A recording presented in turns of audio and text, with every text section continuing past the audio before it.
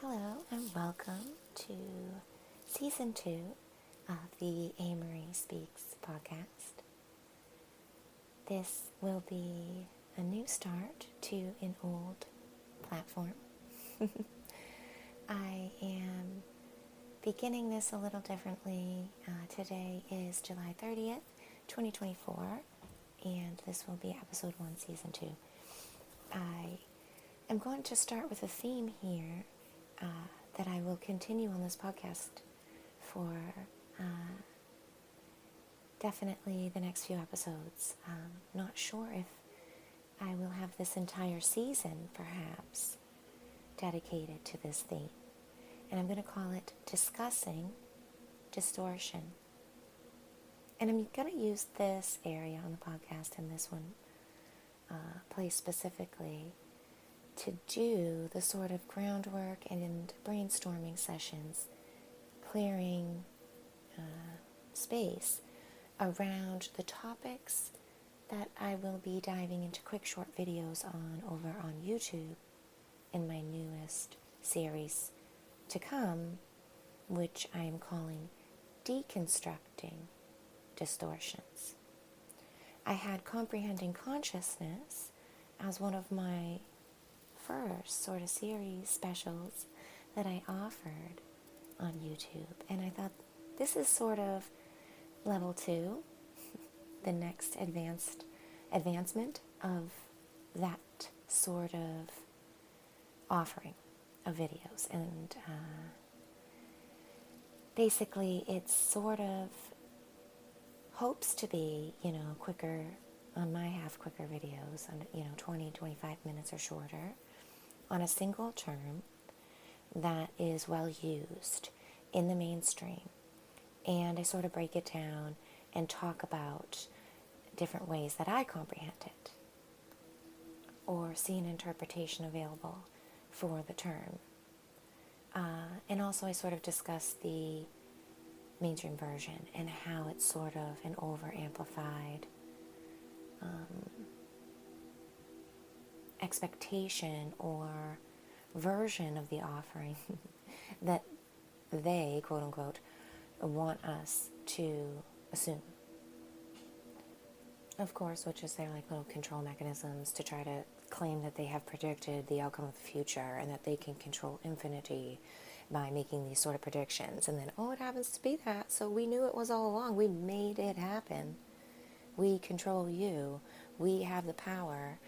All the same sort of negative system truths that are really obnoxious.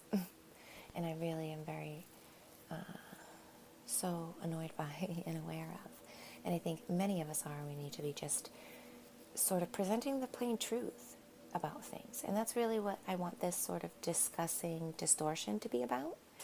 Not to be focusing on things that are distorted and to go into these sort of rabbit holes of negativity and talk about why they were and who planted the seeds and backtracking things. The actual opposite of that is what my expectation for this sort of season 2 theme is going to be, or is.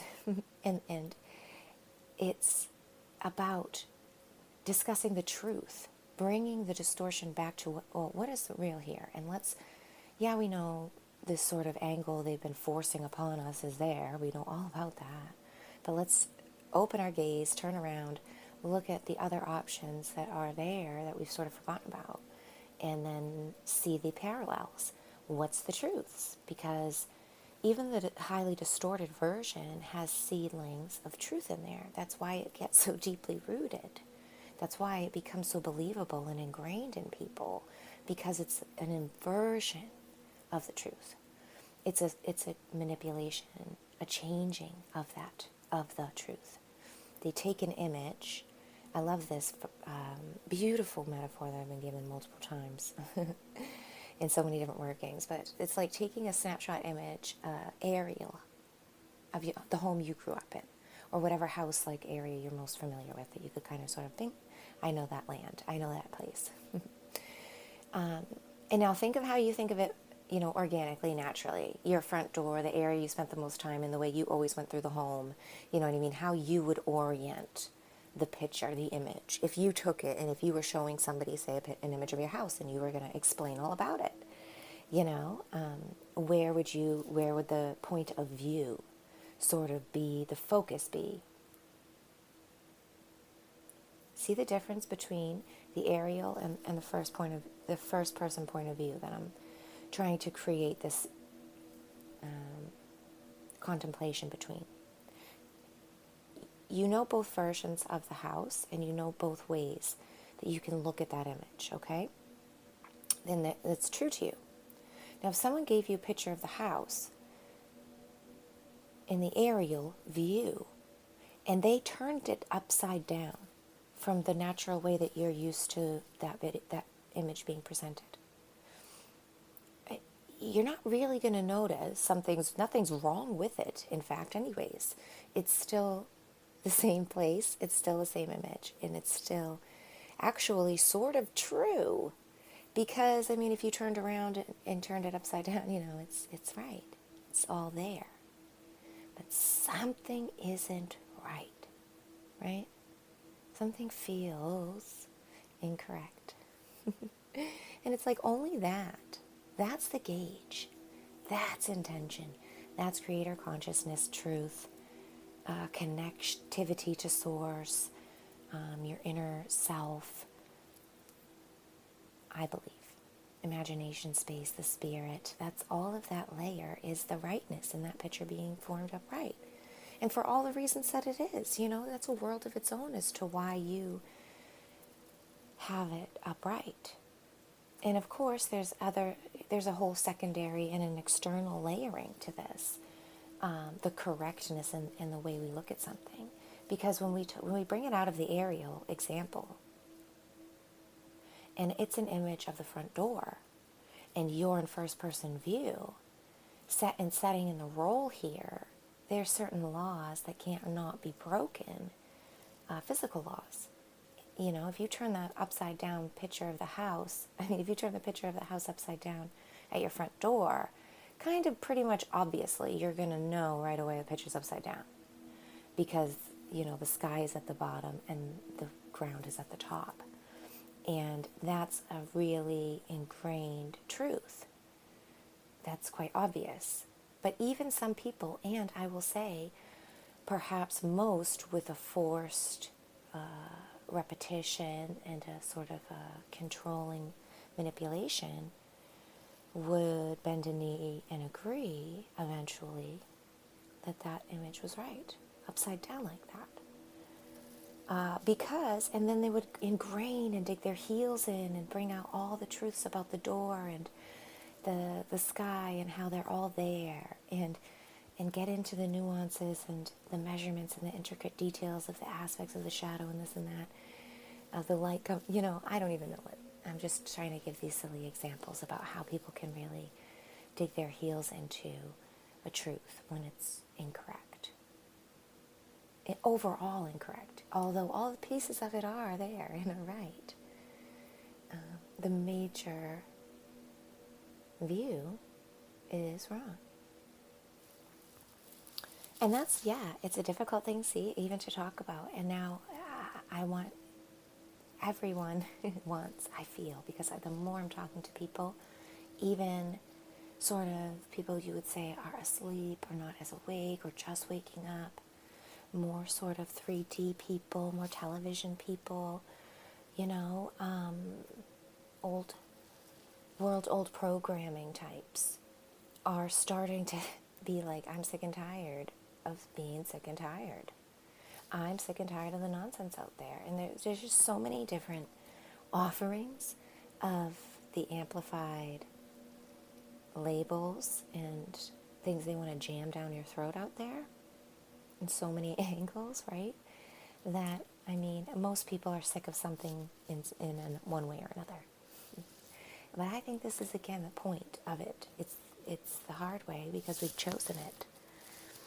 And again, it's the water boiling, finally getting there. We cannot forget that either.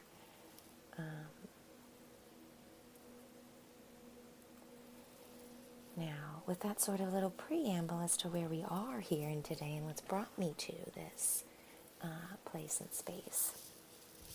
I want to just talk a little bit about the words, verbs, language, and what distortions sort of mean before we ever get started and have an episode on a term and start thinking about how specific terms have been manipulated and sort of biasly showcased in a certain usage, and then never allowed to play the other things that it could really sort of hearken to. And that has a real tie into the negative agenda. It has a huge tie into the whole thing that I started Comprehending Consciousness really for, was the beginners, those waking up, and waking up from what is what we really need to remember and say, because there is a mainstream negative overlay happening that has been deeply rooted in all of humanity for a long time. We're at the cusp, we're seeing sort of the symptomatic repercussions of it in many ways now. And now, no time is better than the present to admit there's a problem and to just start looking for the harmonious solutions. In order to find best solutions, we need to actually know what we're looking at, right? All parts of it, not allowing things to hide away in the corners or behind anywhere. And by pulling out certain terms, looking at the language and how we use it, I feel like that's a great way to start airing these corners out, the closets, getting everything better aligned and ready. So that when we get together, when we're able to build, when we have a new fresh start, we have better communication, clearer language. We can get to the bottom of things instead of allowing miscommunications, misconceptions to sort of just sit and be left there.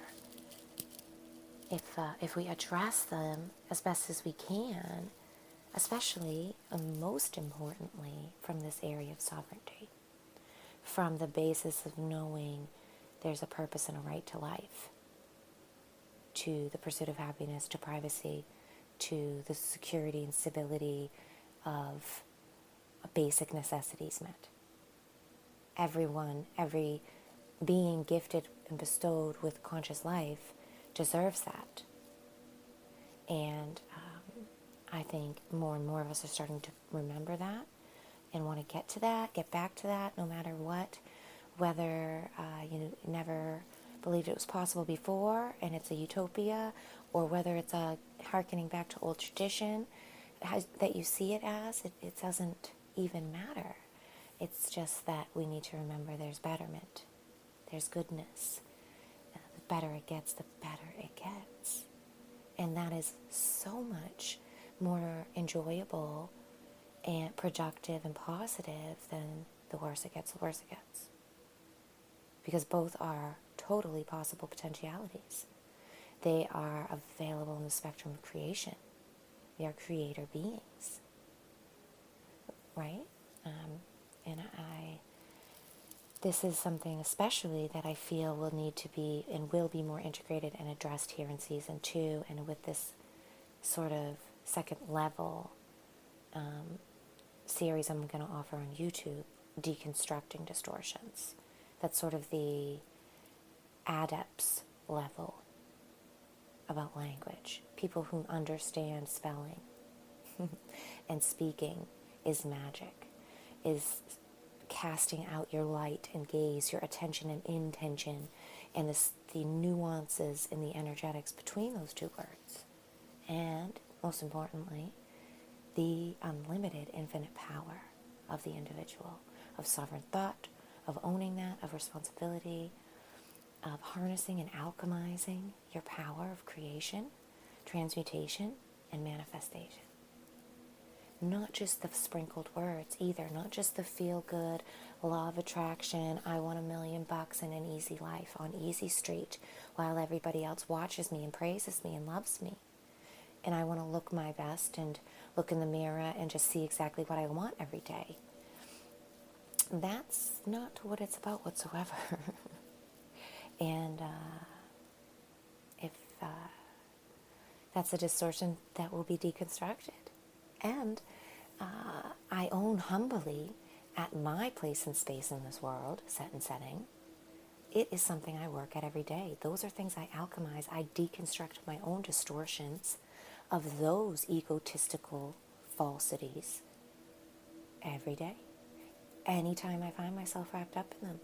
Every time I find myself stepping up on that soapbox, I feel that little jump in my calf. I feel my foot pressing up there, the gaze starting to heighten, starting to look down on someone. I feel my voice, my stance change, the shift of power. That, it's a thing. I reside in my heart center. I love to do that. That has been the most healing, opening, amazing gift and lessons to learn to live there. And when I feel the dropping down and I feel that shift of power consciousness, the bosses sort of change hats.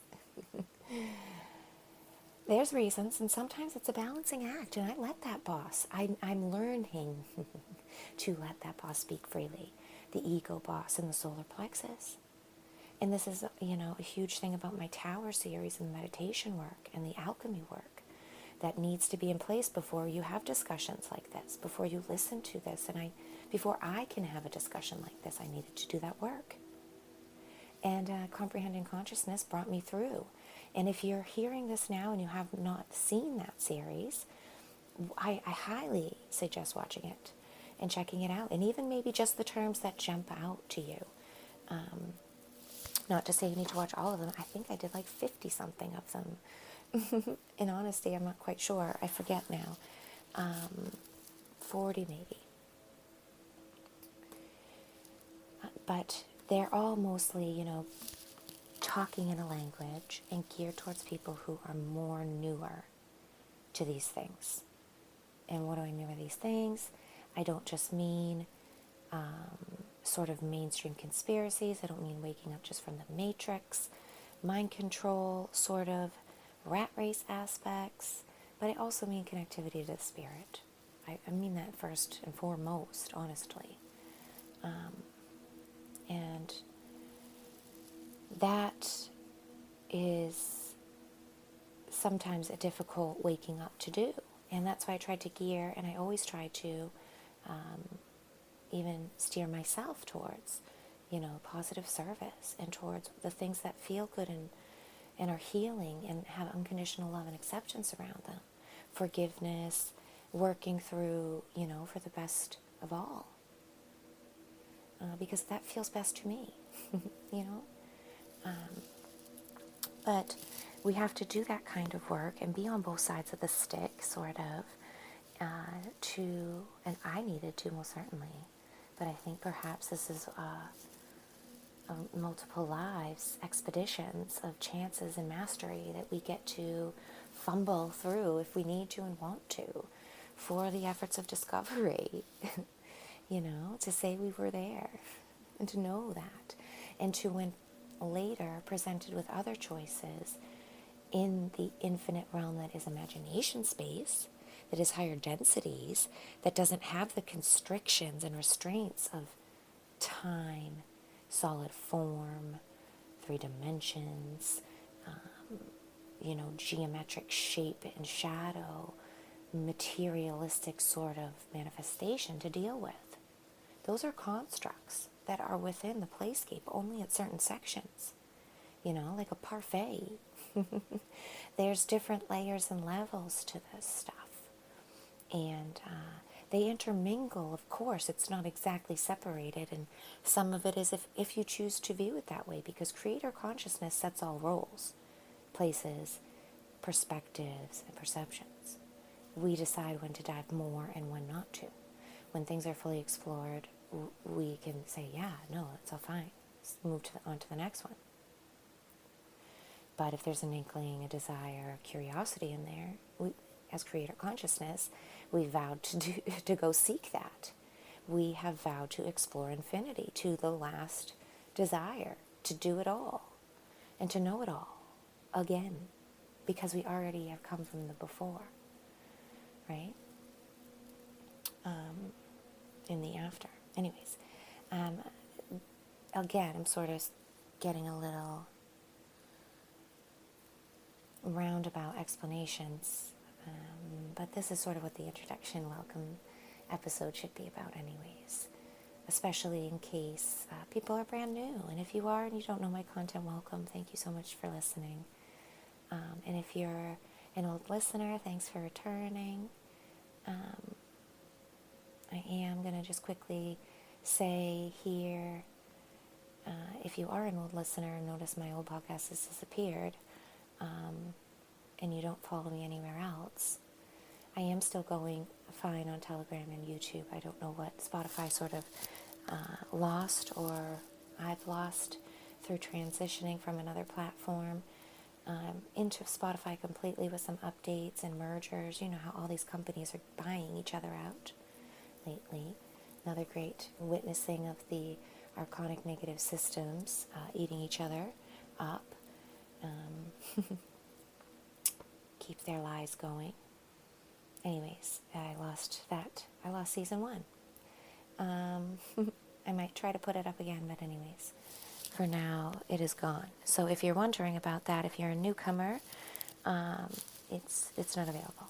So you might find dead links here and there on my other content, or on Spotify. I'm not really sure what it looks like to others, but I can't even get into it myself, really. But anyways, commercial aside, I'm going to bring it back to my discussion here on distortions and talk about what exactly do I mean by distortion. Sort of already talked about what the inversion is, the basis of real lies, turning things on their heads and upside down, what it means. Distortions, I love to use an example of a visual metaphor of the prism, because it sort of lets us step back from thinking emotionally about distortions and putting a good, bad, evil, just sort of righteousness, manipulation, tyrants, sort of do-gooder tags on it, which in my opinion, distortion is a spectrum of positivity and negativity, and it's a balancing act done with purpose. It's a mechanism. And so, I mean, you can't have one without the other. And so we have to remember, sometimes it sounds and we focus on the negative side of distortions when distortions happen for self-gratification, when we distort on purpose with the intention of manipulation.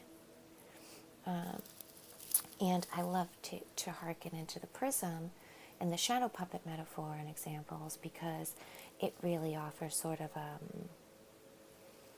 more unbiased parallel of comparison. And so, yeah, bending of light is the same thing as lying in the language. If we could open up the language a bit more and talk about them interchangeably for a little while, it can create more room to understand either when we do separate them and need to segment them out again and sort of dive into one or the other and get more clear working specifically in those nuances. We've kind of been made to believe that when we look at opposition duality, and we have to just look at only the things that divide them apart. And then we sort of get lost in those, and we allow those to just build separate worlds. And then we forget completely that there's doubling. There's a reflection of every single negative, positive. And that they're actually really intermingled and sort of happening all at the same time, too. They're not really totally separate. And that if they were, and it was like that, there'd be no purpose for the whole. The whole would be something different. And perhaps before and after, it is like that. And I'm not saying that it's not. I'm just saying in my limited capacity of understanding, I am not trying to lay stakes out there and claims that I know anything about that. I say we leave all that as is for now, and talk about what we can find for the commonalities and the truths. We build the bridges back. We remember the intermingling. We remember the spaces of co-creation, and we utilize them. Doesn't mean we cannot utilize those other aspects that are opposing, because if we learn to balance them continuously, we actually find more and more depth, more and more little intricate defining points of the gradient, the gray area. The gray and gray there's more spread out. There's more hues of it available, and the black becomes, more available, and so does white. There's more availability of the depth of the coloration, the pixelation. Right? And shadow and light and lies and truth, when we can remember and look at it on a color spectrum. And then apply shadow knowledge, apply regular physics even, and understanding of mathematics, directionality, perspective. Get into the artwork even of it. If you're more of that artistic side of understanding, you can look at it how you would if you wanted to draw an object.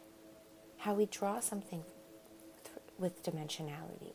How you show on a 2-dimensional plane 3 dimensions, 4, 5 dimensions. Thinking in this multidimensional way can be difficult. And if you're interested and you haven't seen this E8 theory, E the letter and the number 8 theory, quantum gravity research is the name of the whole thing, and their research center, their whole channel on YouTube and websites and all of that. If that type of thing interests you, they have really cool videos on YouTube that are kind of nerdy and cool. They're kind of almost mainstreamy, almost like a what the bleep down the rabbit hole, if you've ever seen those back in the day, or Bill Nye the Science Guy, before it was way back in the day. But it's kind of like flash comic, nerdy-ish, like that, try to grab your attention, but it's also full of really good info and really cool visuals that can help understanding and visualizing multidimensionality, energy, movement of toroidals, and potentiality. If you're looking to get a little bit more of like a solid reins, a hold, of what people are talking about, you can adventure into some of that. And there's lots of other cool things too, but that's just something I'm thinking of right now. Now, I've gotten to about as long as I like to do these podcasts, about a half an hour. So, just to circle back and talk again about the whole discussing distortions, I kind of got away from the word distortion. But I am going to hope to be bringing these sort of, the layer of distortions that I will be speaking on, the terms, at a bit of a higher level than people who are just kind of waking up. So I'm going to be talking sort of at this adept's level.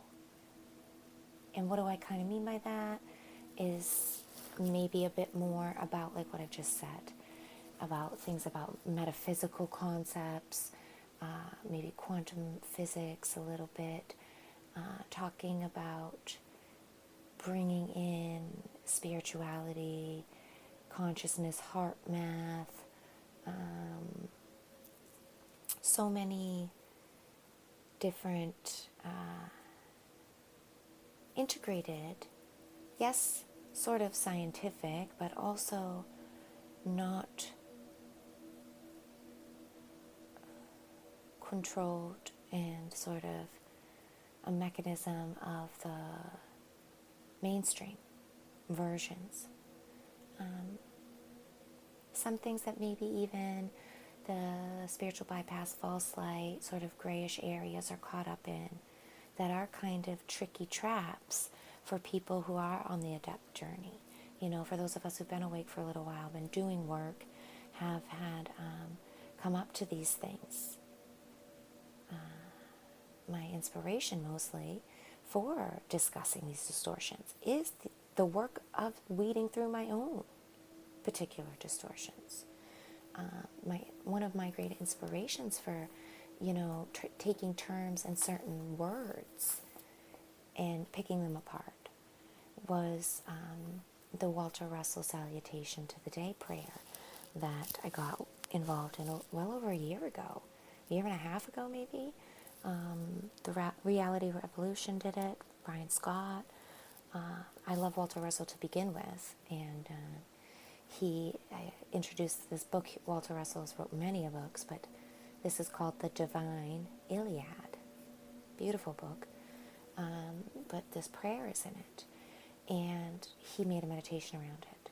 And the language, a lot of Walter Russell's language, and a lot of even, say, Rudolf Steiner and a couple of these other more Christian writers, C.S. Lewis, pivotal thinkers from the early 1900s and before or after, sort of around those times when the language was more directed towards traditional religion.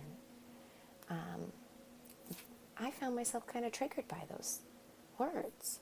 And I didn't really want to be either, because by the time I had already gotten introduced to the prayer, I've already done a lot of sort of alchemy shadow work around why I had those sort of weird triggers and traditional things, and done a lot of different sort of seeking and been desiring to understand more and get to the truth of it, because I do find there is a real truth in these sort of father figure, him,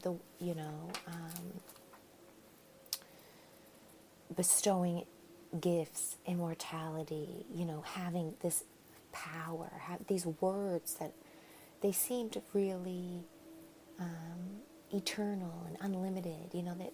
They're so large, and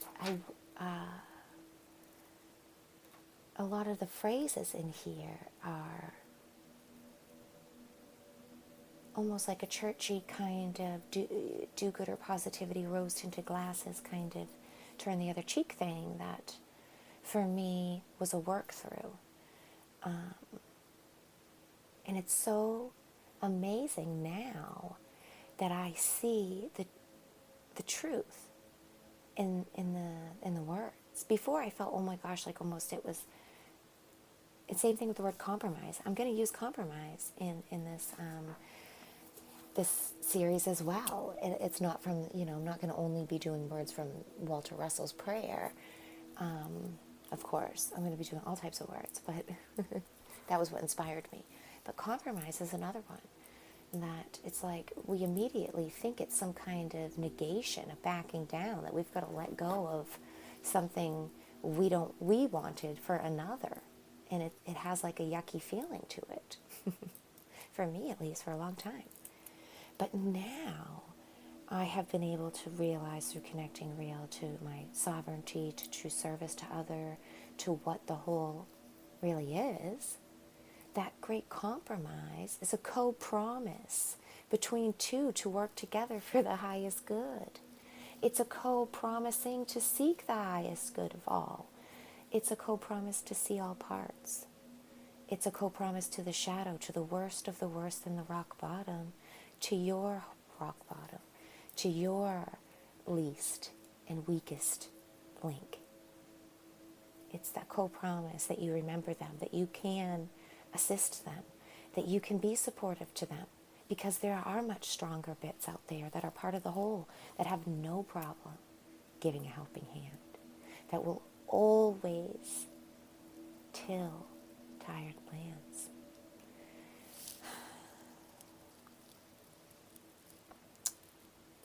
It's service to the whole, remembering that we are part of wholes and that we're community. It's so important, and that comes with empathy and responsibility. It comes with unconditional love, loving even the nastiest neighbor,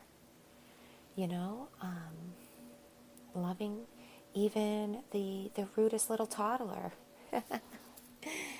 And all of them reside within you. And if we have real difficulties in doing that, we need to find those caricatures within ourselves and go find out why we can't love them that much, why we have such a hard time with that aspect of ourselves, and go give them and find out what they do need, how we could find a better service to them. and hear what they honestly have to say inside of us.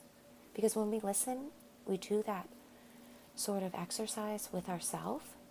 When you go out and external to ever do it with another, you will be so much stronger. Your tool belt will have so many different variations of tools that you'll be ready to offer or ready to assist with. Not to push on them or force them, or to say they have to use the ones that fit your lock and key. No, but you know that every lock is different, and you have 17 picks here to go and finagle to try to find out which ones will meet the cutting that is already there, right? A lock, a pick lock, a lock, whatever you call those thieves, you know what I mean? They don't go in jamming keys trying to make a lock, you know. Now I'm getting over the top in my metaphor here because I like this metaphor. You know, sometimes that happens. You get a new idea and it's like you fumble over it, right? But I really like that. You know, the working of those little mechanisms to go and find those specific notches that make up the key, that work the lock. Locks and keys are so amazing. Such beautiful parallels and metaphors. Anyways. What is distortions and discussion around distortions, but doing that, but in a different way, in the thought world. So yeah, I guess I'm going to leave this podcast here for now. This has just been obviously an introduction, a little tidbit of what I'm going to be diving into. Mostly, like I said, YouTube will have the terms and the video that I'm going to showcase and go over specifics. But here on my seasons, I'm in on my Spotify, this season, it will be sort of like kicking ground, brainstorming sessions, preparing for those, and talking about what kind of terms I'm going to bring up and why. And also maybe why we have distortions around them, giving examples like I have a bit about my own personal ones. And there goes my stomach growling. But yeah, thank you so much for listening. And I hope you'll tune in to me next time. You can always find me in the meantime on my website, aMarieSpeaks.com. Always there. Or over on YouTube or Telegram under the same name. So I hope you have a beautiful day wherever in the world you are. And I will talk to you next time.